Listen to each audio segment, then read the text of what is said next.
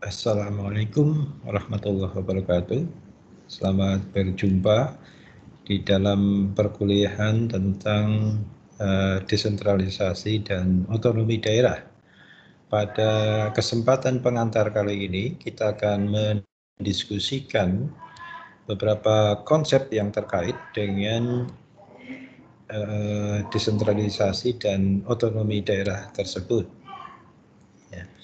Jadi desentralisasi ini adalah salah satu konsep kunci di dalam praktek penyelenggaraan pemerintahan dan juga administrasi publik di seluruh dunia yang berkaitan dengan motivasi untuk membuat pemerintahan itu bisa berjalan secara lebih efektif dan efisien.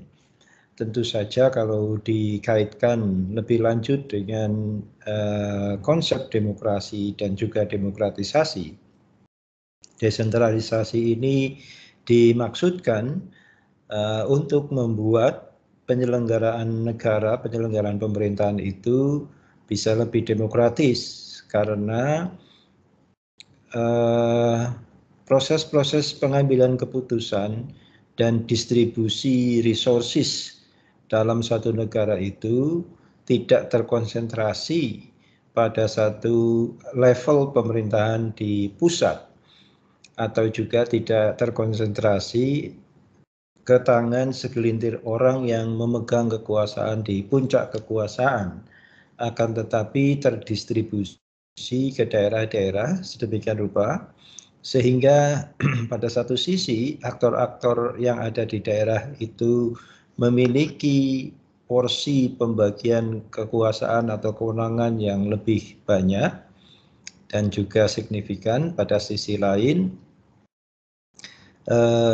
terdapat lebih banyak variasi atau jumlah orang yang terlibat di dalam proses penyelenggaraan pemerintahan yang terwarnai oleh aspirasi, keinginan, atau juga kultur dan tradisi lokal.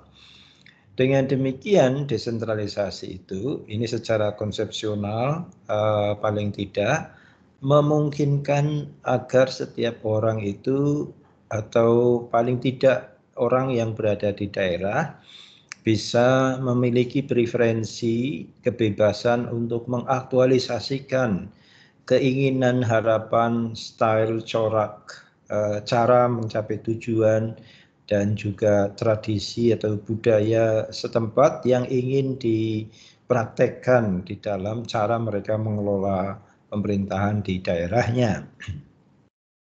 Dan tentu saja kalau di dalam konteks demokrasi menyebabkan nilai-nilai demokrasi, yaitu pemerintahan dari rakyat oleh rakyat untuk rakyat, itu lebih secara realistik tercapai dibandingkan kalau pemerintahan itu terlalu tersentralisasi di tingkat pusat. Nah, mata kuliah kita ini akan mendiskusikan hal-hal yang berkaitan dengan konsepsi desentralisasi dan otonomi daerah itu dengan beberapa tujuan.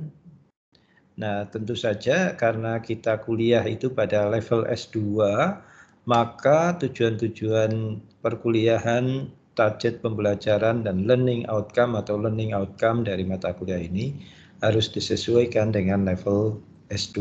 Kalian sebagai mahasiswa administrasi publik di level magister itu harus memiliki kemandirian ya di dalam belajar mencapai ilmu dan menentukan sendiri seberapa dalam ilmu yang akan atau ingin kalian pelajari sedemikian rupa agar referensi terhadap kedalaman dan keluasan dari ilmu tersebut bisa disesuaikan dengan kebutuhan dan keadaan Anda pada saat sekarang ini. Ya, Anda bekerja di mana, pada area apa, lalu kemudian bisa memperdalam sendiri tanpa harus didikte oleh dosen. Ya, dosen hanya sebagai fasilitator saja. Nah, di dalam konteks ini tujuan perkuliahan kita paling tidak meliputi 3 hal. Yang pertama, Anda diharapkan memahami hakikat, arti penting, dan prinsip-prinsip dalam pelaksanaan otonomi daerah dan juga dalam konteks yang sama desentralisasi. Oke. Yang kedua, mampu menjelaskan hubungan antara otonomi daerah, desentralisasi, dengan manajemen pemerintahan lokal dan demokratisasi. Seperti tadi saya sudah kemukakan, ya, otonomi daerah pada prinsipnya itu harus bisa menyebabkan atau mendorong terlaksananya penyelenggaraan pemerintahan atau manajemen pemerintahan pada level lokal dengan lebih efektif dan efisien. Dan di dalam konteks yang sama mendorong proses demokratisasi tadi. Serta yang ketiga, mampu menyumbang pemikiran dan memiliki komitmen untuk berpartisipasi dalam pelaksanaan otonomi daerah secara kritis dan evaluatif. Ya, diharapkan nanti kalian bisa lulus sebagai seorang magister dan bisa berkontribusi di dalam atau juga memiliki komitmen di dalam mengembangkan konsep-konsep otonomi daerah, ya. Dan tentu saja harus secara kritis dan evaluatif, ya, melihat apa yang telah dan sedang terjadi, serta berikutnya Anda akan memiliki konsep untuk ditawarkan lebih baik daripada apa yang sekarang ini ada. Ya. Nah, terus kemudian di dalam perkuliahan ini ada 4 tata aturan yang perlu untuk kalian laksanakan. Yang pertama, itu adalah kalian harus aktif di dalam mengikuti perkuliahan dengan memberikan presentasi dan juga diskusi, ya. Jadi setiap perkuliahan itu Anda sendiri nanti harus bisa membuat satu cara pandang, ya, konsep atau juga satu point of interest, ya, yang menarik. Nanti referensi dan bahan akan bisa kalian download di Kulon, oke. Lalu kemudian yang kedua, setiap pertemuan paling tidak di antara Anda sebanyak 4 mahasiswa membuat presentasi dari resume bahan yang diberikan oleh dosen. Kemudian yang tiga, dosen saya sendiri itu akan memberikan bahan referensi 1 minggu sebelum pertemuan. Dan kemudian yang keempat, nilai akan diberikan berdasarkan kualitas presentasi dan keaktifan mahasiswa di dalam kelas. Dan nanti di akhir perkuliahan kalian bisa membuat penyempurnaan terhadap presentasi yang Anda berikan di kelas, ya. Di akhir pertemuan semua kertas kerja atau bahan referensi itu bisa Anda, atau bahan presentasi itu bisa Anda perbaiki di belakang atau di akhir semester atau di tengah semester, ya. Dan Anda harus bisa memberikan konsep penyajian secara profesional dalam 2 halaman paling tidak dengan 12 spasi tunggal, font 12 spasi tunggal, ya. Baik, kita masuk kepada pembahasan tentang konsep dan batasan. Definisi yang secara umum diterima oleh para ahli di dalam bidang ilmu politik dan administrasi publik, otonomi atau desentralisasi itu adalah transfer of power and authority from central government to local or subnational units of the government for the meeting of grassroots people's demand. Ya. Jadi di dalam konteks ini, definisi ini menggambarkan bahwa desentralisasi itu adalah proses transfer kekuasaan atau kewenangan dari pemerintah pusat kepada unit subnasional atau lokal dari pemerintah, ya. Untuk tujuan apa? Untuk tujuan memenuhi grassroots people's demand, memenuhi kepentingan masyarakat bawah, ya. Kalau pemerintahan itu terlalu tersentralistik, maka terlalu banyak atau terlalu jauh rentang proses dalam akumulasi kepentingan, maka seringkali suara-suara di tingkat bawah itu tidak termanifestasikan, tidak terdengar, ya. Pusat akan cenderung mengambil keputusan-keputusan yang uniform, yang seragam. Ya, padahal dalam kenyataannya setiap daerah, bahkan setiap manusia itu memiliki preferensi yang berbeda tentang sesuatu. Ya, sehingga kalau digebyah uyah, disamaratakan semua, maka tentu saja itu akan lebih menguntungkan segelintir orang dan merugikan banyak orang yang lain. Ya. Nah, sehingga dengan otonomi daerah desentralisasi itu orang yang berada pada level grassroots di daerah itu lebih punya banyak opportunity untuk mewarnai kehidupan pemerintahan menurut versi mereka.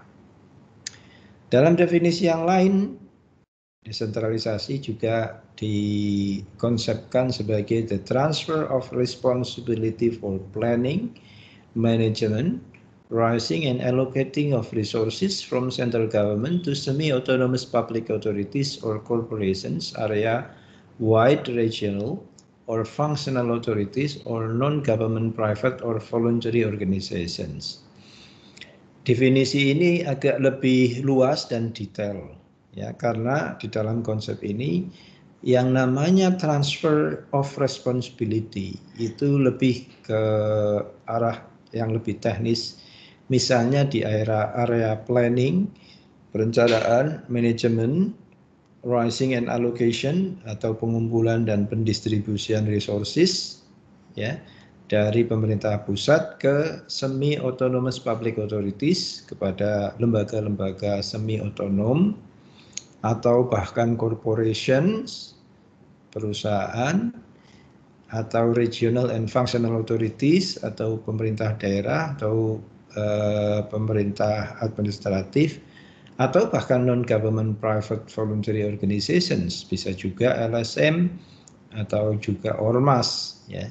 Sehingga dalam konsep ini yang namanya desentralisasi itu tidak harus kepada pemerintah daerah, tetapi bisa juga penyerahan otonomi atau penyerahan penyelenggaraan pemerintahan itu kepada organisasi non pemerintah, kepada organisasi massa, organisasi swadaya masyarakat misalnya, atau semi autonomous public authorities atau campuran, ya, lembaga semi pemerintah. Nah, dengan demikian tidak ada definisi tunggal tentang apa itu desentralisasi. Tentu saja dalam konteks ini perkembangannya telah mengambil banyak atau variasi makna, tujuan, dan sebagainya yang banyak sekali variasinya. Ada juga masalah dalam membatasi ruang lingkup desentralisasi dalam satu bahasa, ya. Kalau kita bicara tentang konsep dan batasan, ternyata ada bahasa-bahasa atau kata-kata yang bisa disepadankan dengan desentralisasi itu, ya. Dan itu berlaku kadang-kadang secara spesifik, seperti dalam kasus Prancis, itu menggambarkan desentralisasi itu hanya sebatas devolusi. Devolusi itu pemberian kewenangan tetapi non autonomous, ya, pemberian kewenangan yang lunak, atau hal yang sifatnya itu pendelegasian wewenang saja, tidak sampai kepada hak kedaulatan misalnya, atau hak lain yang lebih substantif.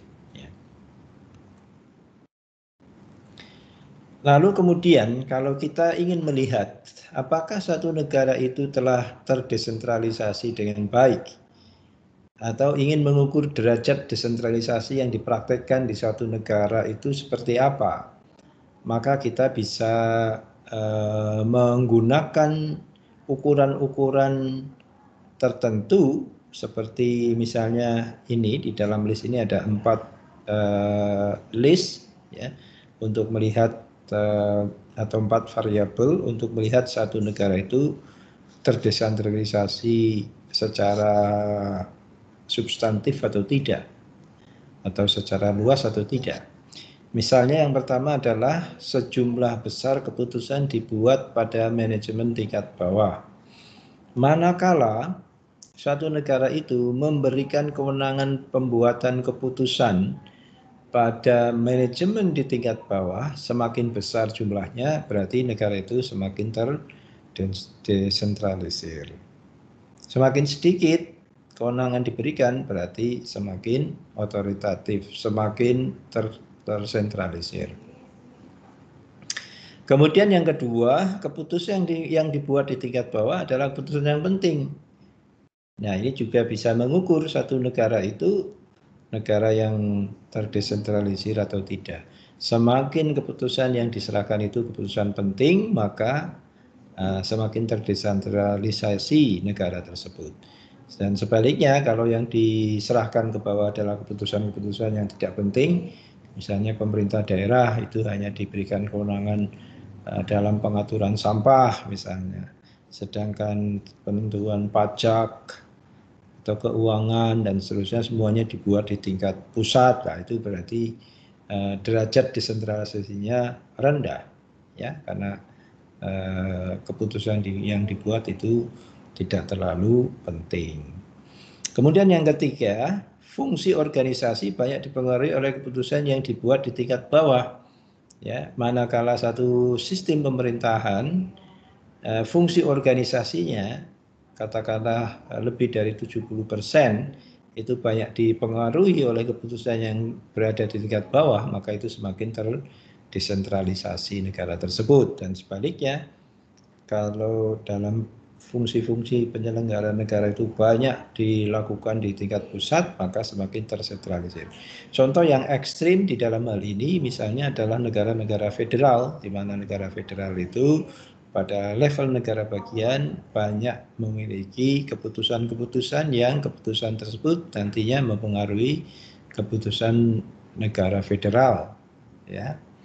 Jadi negara-negara di negara bagian itu membuat undang-undang dalam bidang kesehatan, misalnya pendidikan, termasuk juga fiskal, transportasi, dan seterusnya, yang mana kemudian pemerintah pusat itu hanya mengakomodir, menyesuaikan, menyelaraskan apa-apa yang diputuskan oleh tingkat bawah. Bahkan kadang-kadang pemerintah negara bagian atau pemerintah lokal itu memiliki asosiasi sendiri yang kemudian asosiasi dari pemerintah bagian atau pemerintah lokal itu mendeterminasi keputusan-keputusan yang diambil oleh pemerintah pusat. Nah, itu kalau itu terjadi berarti negara itu lebih terdesentralisasi. Dan yang keempat, pemantauan yang rileks terhadap keputusan bawahan oleh personel pusat. Nah, semakin pusat itu memberikan kepercayaan kepada daerah, mereka mengurangi pemantauan, pengawasan, ya, semakin rileks pemantauan dan pengawasannya, maka semakin terdesentralisasi dan sebaliknya. Oke. Dengan demikian, esensi karakteristik dari desentralisasi itu meliputi paling tidak 3 hal, ya, sejalan dengan konsep tadi. Yang pertama, jumlah keputusan terbesar harus dibuat di lapangan. Petugas harus dipilih dan dilatih untuk mengembangkan kapasitas dalam memutuskan persoalan yang ada. Bahwa tadi, kalau satu daerah itu memiliki berbagai macam kewenangan dalam pengambilan keputusan, manajemen, perencanaan, dan seterusnya, maka mau tidak mau ada konsekuensi di mana SDM di daerah itu juga harus diberikan pengembangan kapasitas atau kesempatan mengembangkan kapasitas agar mereka bisa memutuskan, memimpin, ya, mengelola persoalan-persoalan yang ada, ya. Kalau kewenangan diberikan, tapi kapasitas dari pegawai itu tidak diselaraskan, maka ya percuma juga. Ya. Misalnya mereka tidak diberikan akses untuk mendapat informasi atau melakukan jenjang pendidikan yang memadai, atau juga mungkin gajinya terbatas, ya tentu saja kewenangan-kewenangan yang besar itu menjadi tidak bermakna. Kemudian yang kedua, suatu administrasi yang terdesentralisasi harus mengembangkan sejauh mungkin partisipasi aktif rakyat itu sendiri, ya. Sehingga yang namanya layanan negara atau layanan instansi vertikal, layanan pemerintah pusat itu hanya bersifat melengkapi dan mendorong, tetapi tidak menduplikasi atau mengambil alih kewenangan. Jadi misalnya kalau dalam satu undang-undang layanan tertentu itu sudah diserahkan kepada daerah, misalnya yang jadi kontroversi di Indonesia itu adalah di bidang pendidikan, ya kalau di pendidikan dasar itu diberikan kepada, kalau yang menurut undang-undang sekarang pendidikan dasar itu diberikan kepada daerah, kabupaten kota, lalu menengah atas itu di level provinsi, ya. Pendidikan tinggi di level pusat, tapi pada kenyataannya pemerintah pusat masih mengambil alih kewenangan dalam beberapa aspek di pendidikan dasar maupun menengah. Nah, ini tentu saja bertentangan dengan spirit demokratisasi atau desentralisasi itu sendiri. Kemudian yang ketiga, koordinasi kerja berbagai lembaga harus dilakukan di lapangan oleh mereka yang di lapangan itu sendiri, ya.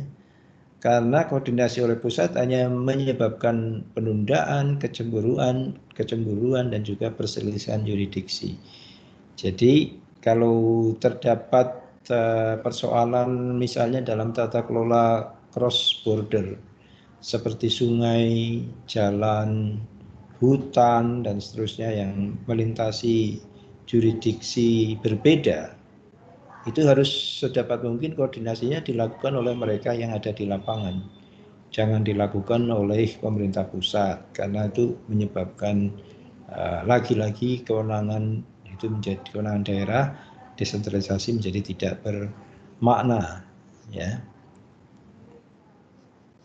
Nah, kita mengetahui secara konsep desentralisasi itu meliputi 4 dimensi. Yang pertama adalah administrasi politik, yang kedua adalah administratif, yang ketiga adalah desentralisasi fiskal, dan yang keempat itu adalah desentralisasi dalam area market. Ya, ini masing-masing punya ciri yang berbeda-beda. Desentralisasi politik itu pada prinsipnya adalah transfer of authority to subnational body. Ini artinya pengambilan keputusan oleh pejabat yang terpilih itu diletakkan di tingkat daerah, ya. Jadi ada pemberian kewenangan kepada daerah secara politik, dan politik itu berkonotasi atau berasosiasi dengan adanya jabatan-jabatan yang dipilih bukan ditunjuk, ya. Nah, tujuan dari political decentralization aiming to give citizens or their elected representative more power in public decision making. Ya, misalnya kalau di Indonesia ada DPRD, ada bupati yang dipilih oleh bupati atau wali kota, dipilih oleh rakyat. Itu artinya ada kekuasaan politik di tangan DPRD dan juga bupati yang tidak secara mudah bisa diintervensi oleh kewenangan-kewenangan pusat mestinya. Ya, di dalam konteks urusan yang sudah diserahkan kepada daerah secara regulatif, mestinya pengambilan keputusannya dalam eksekusi penyelenggaraan urusan tersebut itu dilakukan di tingkat daerah. Pusat mestinya tidak boleh terlalu banyak melakukan campur tangan. It is often associated with pluralistic and representative government, but it can also support democratization by giving citizens or their representatives more influence in formulation and implementation of policies. Jadi desentralisasi politik ini merupakan konsep desentralisasi yang luas dan mendasar, ya, karena ibaratnya pemerintahan itu tadinya adalah satu platform, lalu dibagi platform itu, sebagian diserahkan kepada daerah, sehingga citizens, rakyat itu atau juga perwakilannya itu punya pengaruh di dalam melakukan pembentukan dan pengimplementasian kebijakan. Yeah. The concept implies that the selection of representations from local electoral jurisdictions allows entireness to know better their political representatives and allows elected officials to know better the needs and desires of their constituents. Di dalam konteks ini ada benefit yang bisa diperoleh dalam konteks penyelenggaraan pemerintahan, yaitu setiap orang yang dipilih dan juga rakyat yang memilih itu akan memiliki hubungan-hubungan yang dekat, dan diharapkan elected officials, para politisi yang dipilih oleh rakyat itu akan bisa menjalankan fungsi-fungsi pemerintahan mereka, fungsi-fungsi pengambilan keputusan mereka lebih banyak mendeliver kebutuhan-kebutuhan dan keinginan dari rakyat di daerah setempat. Ya.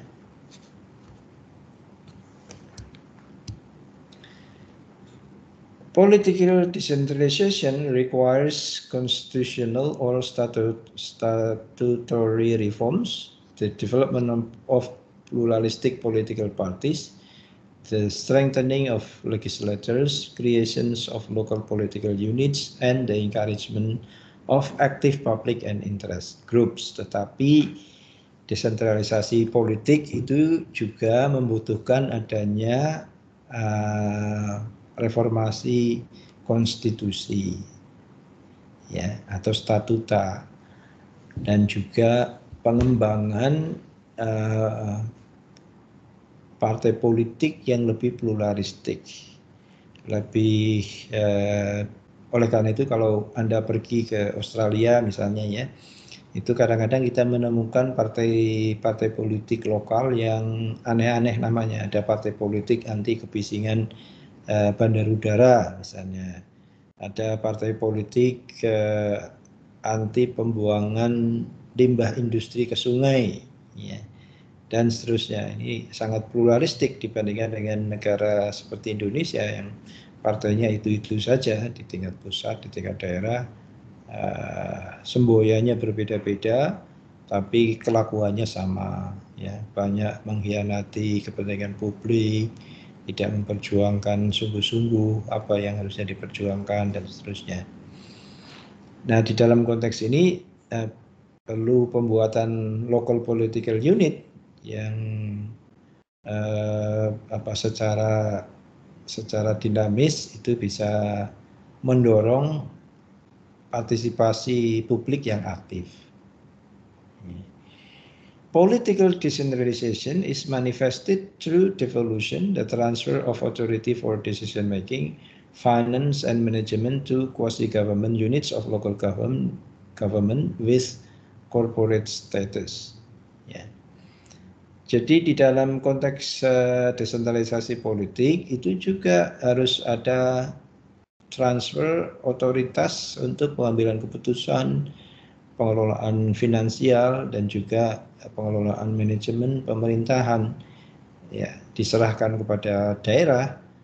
Mestinya bahkan pada tingkat menentukan eselonisasi di pemerintahnya, pemerintah daerahnya, menentukan gaji pegawai berapa jumlah yang sesuai dengan keadaan APBD-nya misalnya. Nah, ini di Indonesia juga salah kaprah. Indonesia itu katanya sudah menganut desentralisasi, tetapi dalam penentuan leveling pegawai ditentukan oleh pusat, standar gaji ditentukan oleh pusat, padahal ada satu daerah yang mungkin tidak perlu banyak pegawai, gajinya mungkin juga tidak harus disamakan dengan daerah lain, tapi karena aturan-aturan pusat dari misalnya badan kepegawaian maupun juga Menpan RB ya, menyebabkan semua daerah itu harus menanggung standar-standar pembiayaan pegawai yang sama. Ya. Padahal mestinya diserahkan saja kepada daerah secara lebih fleksibel, mereka bisa menentukan sistem karir, penggajian, dan seterusnya yang disesuaikan dengan kemampuan lokal masing-masing. Lalu dimensi yang kedua dalam desentralisasi adalah administrative decentralization, desentralisasi administratif yang meliputi 3 hal: dekonsentrasi, delegasi, dan devolusi. Ya. Definisi dari desentralisasi administratif itu adalah distribution of authority, responsibility, and financial resources for providing public services among different levels of government. Jadi diberikan kewenangan-kewenangan kepada daerah maupun institusi non pemerintah pusat untuk menjalankan pemerintahan atau pengelolaan finansial dalam rangka melayani masyarakat, ya, tapi tidak diberikan kewenangan politik, ya. Jadi mereka melaksanakan keputusan-keputusan politik pemerintah pusat karena di area itu mungkin tidak diberikan kewenangan secara politik. Nah, sehingga dalam konteks ini involves the full or partial transfer of an array of functional responsibilities to the local level, such as health care service, the operation of schools, the management of service personnel, building and maintenance of roads, and garbage collection. Ya, bisa yang didesentralisasi itu adalah masalah-masalah teknis seperti bidang pelayanan kesehatan, bus transportation, atau juga operation of school, ya, mengelola sekolah dan seterusnya. Di dalam konteks ini keputusan-keputusan desain primer itu ditentukan oleh pusat, ya, SOP, Juklak, Juknis, juga anggaran, penggunaan anggaran, standar biaya anggaran itu ditentukan oleh pemerintah pusat, daerah hanya sekedar melaksanakan saja, ya, karena tidak diberikan kewenangan politik untuk menentukan proses desentralisasi administratif tersebut. Nah, seperti tadi yang saya katakan, ya, ada 3 format desentralisasi administratif, yaitu deconcentration, delegation, and devolution. Deconcentration, this may mean shifting of workload from one ministry to other or from ministry to its field or local administration. Dekonsentrasi itu adalah pemberian kewenangan atau beban kerja dari satu kementerian kepada unit lain di bawahnya, termasuk unit yang ada di daerah. Ya, jadi unit di daerah itu adalah merupakan cabang bagian atau subunit dari satu kementerian. In other words, it can merely shift responsibilities from central government officials in the capital city to those working in regions, provinces, or districts. Jadi secara sederhana ini bisa juga hanya sekedar pembagian tanggung jawab teknis dalam pelaksanaan pelayanan publik di bidang tertentu dari pejabat pusat kepada pejabat di level daerah. Under this setup, local or field administration is done only under the supervision of central government ministries. Nah, di dalam konteks ini setting yang dibuat itu semuanya pusat, daerah hanya menjalankan apa-apa yang sudah diatur secara teknis oleh pusat. Daerah tidak menentukan sendiri tentang apa dan bagaimana satu kewenangan itu dilakukan.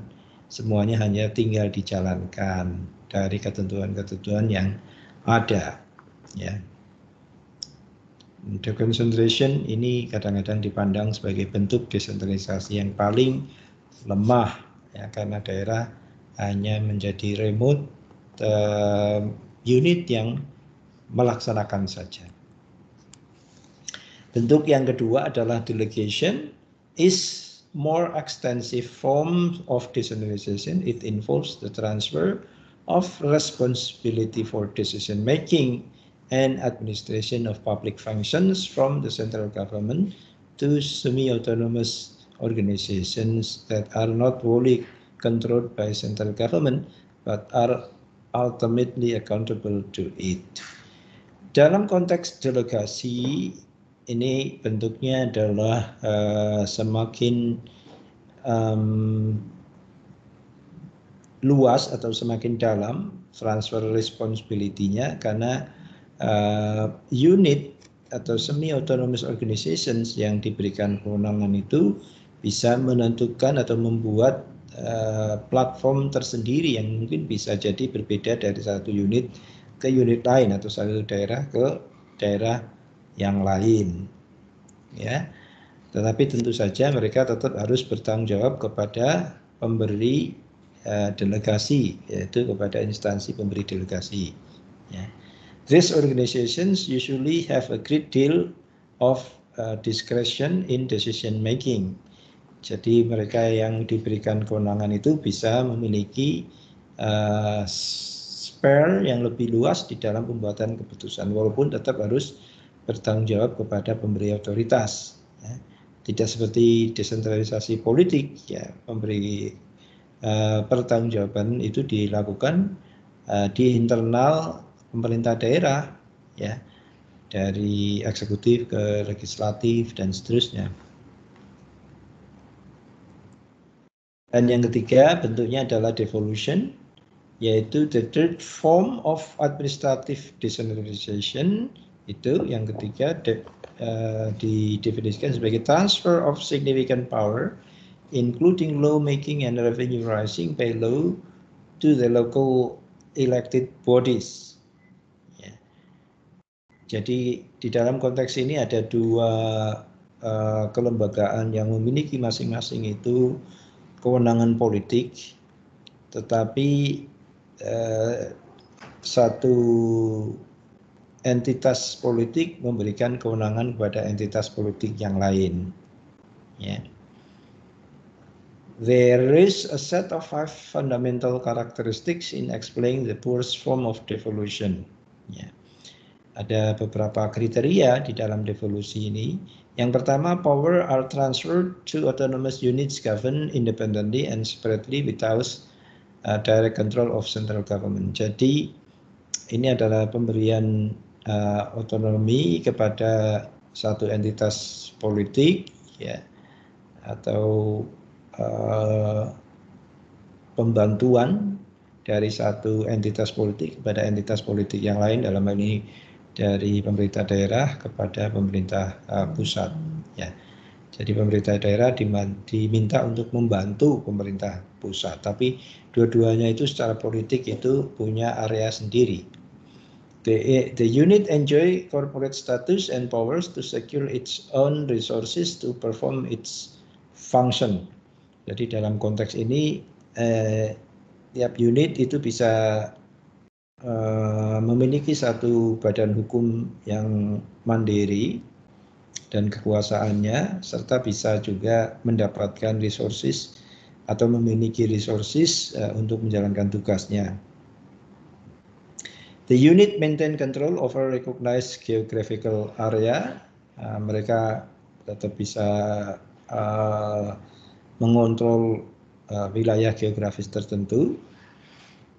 Dan the devolution implies the need to develop local government institutions. Nah, devolusi ini kemudian mendorong terciptanya pemerintah daerah, ya. It is an arrangement of reciprocal, mutually beneficial, and coordinated relationship between central and local government. Jadi dua institusi entitas itu berdiri sendiri-sendiri ya, Pemda dan pemerintah pusat.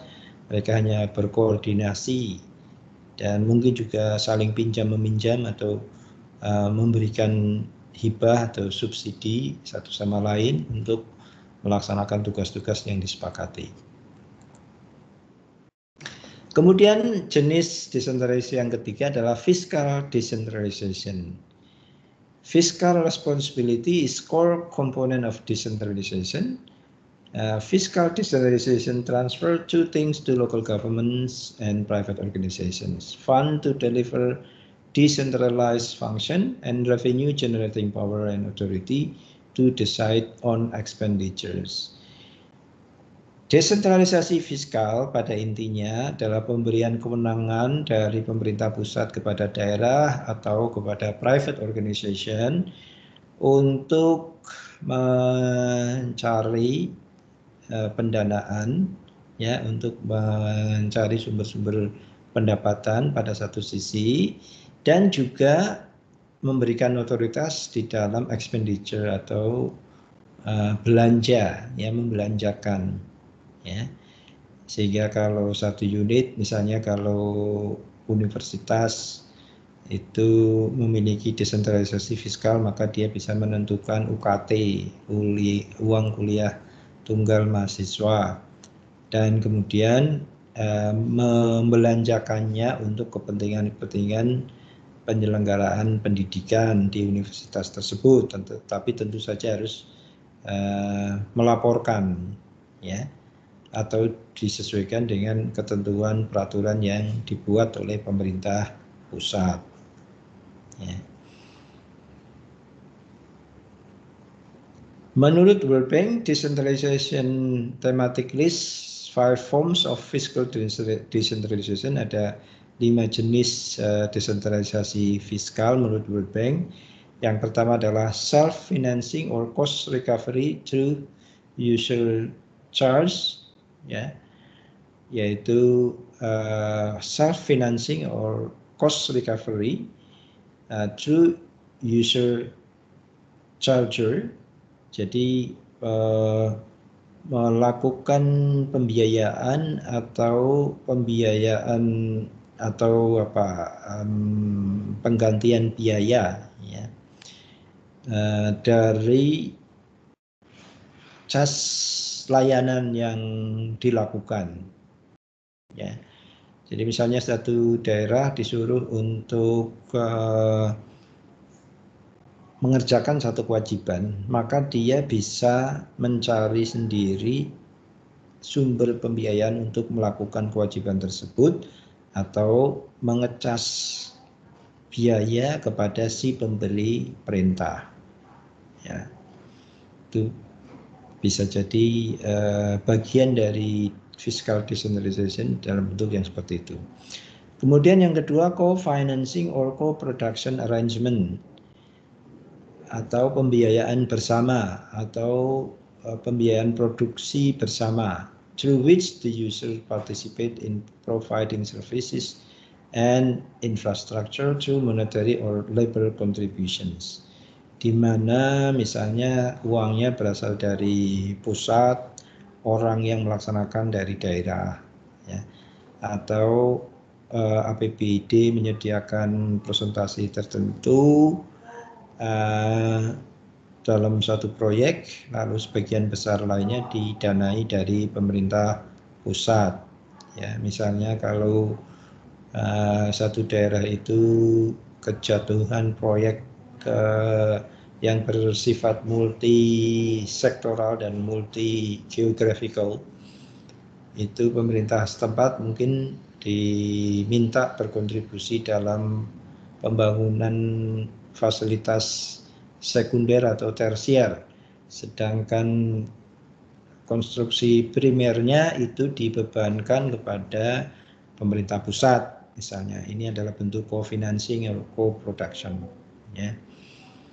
Lalu yang ketiga, expansion of local revenues through property or sales taxes or indirect cas. Bisa juga bentuk fiscal decentralization itu adalah penambahan pendapatan lokal dari pajak-pajak baru berkaitan dengan properti atau penjualan, ya, atau juga indirect charge, ya. Jadi pemerintah daerah itu diperbolehkan untuk memungut pajak bangunan, pajak penjualan, atau pajak-pajak yang lain yang tidak bersifat pembiayaan langsung, ya. Jadi orang ditarik pajak tetapi dia tidak mendapatkan servis secara langsung, ya, indirect sifatnya. Kemudian yang keempat, authorization of municipal borrowing and the mobilization of either national or local government resources through loan guarantees, ya. Atau juga pemberian otoritas kepada daerah untuk meminjam atau memobilisir resources dengan menjamin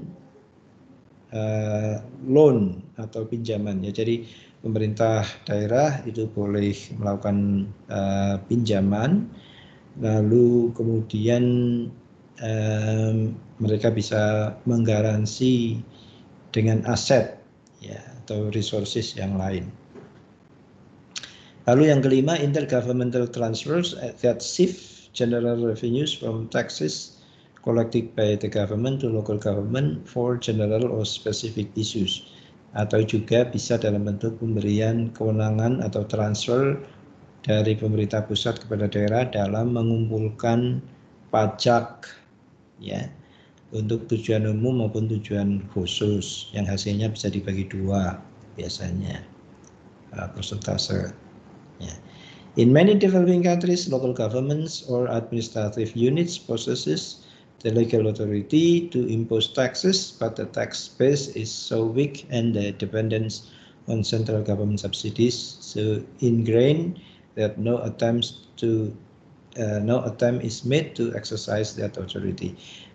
Penyakit yang ada di negara berkembang itu seringkali kewenangan-kewenangan diberikan, tetapi tidak disertai kewenangan untuk melakukan pungutan atau pajak, ya, dan akibatnya tentu saja mereka tidak punya keleluasaan secara fiskal untuk mengeksersis kewenangan-kewenangan urusan yang diberikan oleh pemerintah pusat.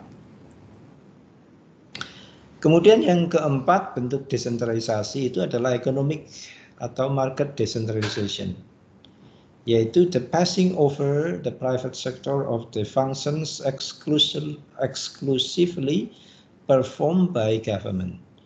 Jadi pemberian kewenangan kepada private sector untuk melakukan fungsi-fungsi pemerintahan, ya. Bisa di dalam bentuk ini adalah privatisasi dan juga deregulation, ya, seperti kalau di Amerika itu hal-hal yang tadinya diurusi oleh pemerintah lalu kemudian diserahkan kepada swasta, ya. Bahkan dalam urusan angkatan bersenjata, yaitu ada angkatan bersenjata private yang diberikan kontrak oleh negara untuk misalnya melakukan pengawalan atau bahkan peperangan di negara lain, ya.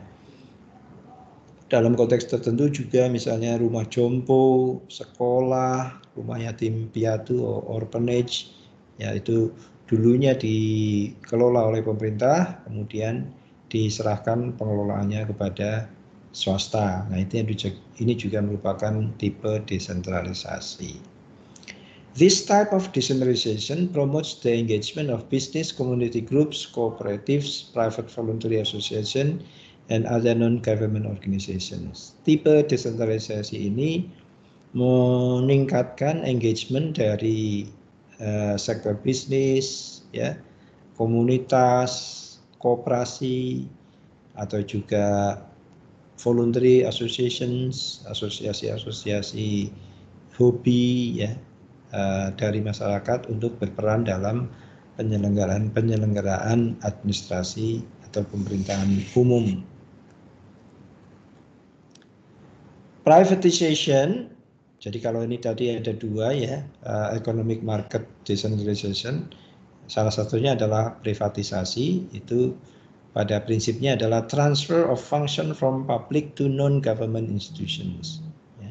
Seperti tadi disebutkan di banyak negara itu sejak tahun 90-an, ya sejak administrasi bahkan mungkin sebelumnya, sebelum 90-an, 70-an akhir ya, pemerintahan Ronald Reagan dan juga Margaret Thatcher di Inggris.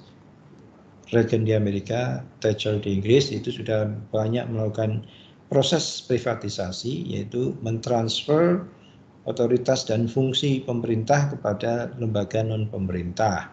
Ya, jadi di Amerika itu menjadi blur, nah, beda antara lembaga publik dengan lembaga private, karena di sana lembaga private juga mulai melakukan pekerjaan-pekerjaan publik. Dulu misalnya tahun 70-an itu masih sangat umum di seluruh negara yang namanya Departemen Pekerjaan Umum itu secara langsung menghandle pembangunan jalan, jembatan, bendungan, sekolah ya. Sejak tahun 80-an itu hampir sudah tidak ada lagi engagement dari kementerian untuk membangun. Biasanya diserahkan kepada kontraktor swasta dengan cara bidding atau lelang. Ya. Nah, ini adalah bentuk privatisasi yang menurut World Bank bisa termasuk allowing private enterprise to perform functions that had previously been monopolized by government. Yang pertama, mengizinkan lembaga swasta itu untuk ikut berfungsi menjalankan tugas yang sebelumnya dimonopoli oleh pemerintah. Yang kedua, contracting out the provision of or management of public services or facilities to commercial enterprise. Indeed, there is wide range of possible ways in which function can be organized and many examples of within public sector and public-private institutional forms, particularly infrastructure. Yang kedua itu adalah mengkontrakkan ya atau memberikan kewenangan kepada swasta untuk melakukan public service atau juga pengelolaan fasilitas ya. Jadi swasta itu disuruh untuk mengelola misalnya kolam renang misalnya atau taman kota dan seterusnya. Mereka kemudian memberikan revenue atau charge kepada pemerintah ya, dalam melaksanakan fungsi tersebut. Yang ketiga, financing public sector programs to the capital market with adequate regional regulation or measures to prevent situations where central government bear the risk for this browning and allow private organizations to participate. Bisa juga dalam konteks ini pemerintah itu mengizinkan swasta untuk ikut melakukan pembiayaan atau investasi ya ketika pemerintah itu tidak mampu secara finansial, misalnya membangun jalan tol ya atau juga rumah sakit, pelabuhan ya, tentu saja nanti ada perhitungan-perhitungan bisnis yang mana swasta itu bisa mendapatkan revenue dari situ. Kemudian yang keempat, transferring responsibility for providing services from the public to the private sector through the divestiture of state-owned enterprises. Atau juga penjualan state-owned enterprises, BUMN atau BUMD kepada lembaga swasta. Nah, itu juga bentuk dari privatisasi yang termasuk dalam hal ini adalah proses skema desentralisasi. Sedangkan deregulation itu adalah proses reduction the legal constraints or on private participation, a service provisions or allows competitor among private suppliers for services that in the past had been provided by government or by regulated monopolies. Ya, deregulasi itu memotong aturan-aturan yang menghambat partisipasi dari private sector di dalam penyediaan barang atau jasa, atau juga membuat satu keputusan yang menyebabkan tidak terjadinya monopoli dalam urusan-urusan tertentu. Ini juga bentuk dari desentralisasi. Nah, sehingga kesimpulannya dimensi desentralisasi itu 4 hal ini: politik, administratif, fiskal, dan ekonomi, yang masing-masing memiliki spektrum yang berbeda-beda, ya. Dan hampir semua negara mempraktikkan keempat jenis desentralisasi itu dalam skala atau bentuk yang juga berlain-lainan. Nah, saya kira itu untuk pertemuan kita pada hari ini, dan untuk selanjutnya nanti kita akan bisa berdiskusi dengan forum yang ada di Kulon, ya. Oke, sampai bertemu dan mudah-mudahan bermanfaat.